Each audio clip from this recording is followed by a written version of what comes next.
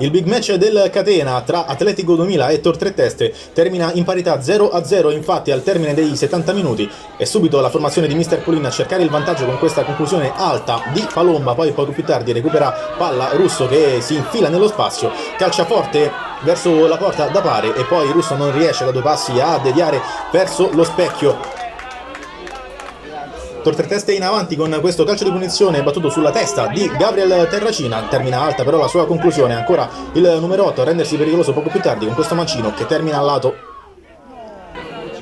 Nel secondo tempo ancora Russo pericoloso, qui la sua conclusione però viene parata facilmente da Calcaterra, quindi c'è questo cross che porta poi al gol di Occhipinti, annullato però dal direttore di gara per un presunto fallo su il portiere della Tor Tre Teste Calcaterra. Protestano i padroni di casa, ma si rimane sullo 0-0, qualità anche per la Tor Tre Teste, lo dimostra la doppia giocata da parte di Codina che guadagna il fondo e poi costringe il portiere Patarini a deviare in angolo dal lato opposto, ancora impegnato Patarini su questo tiro cross di Giusti.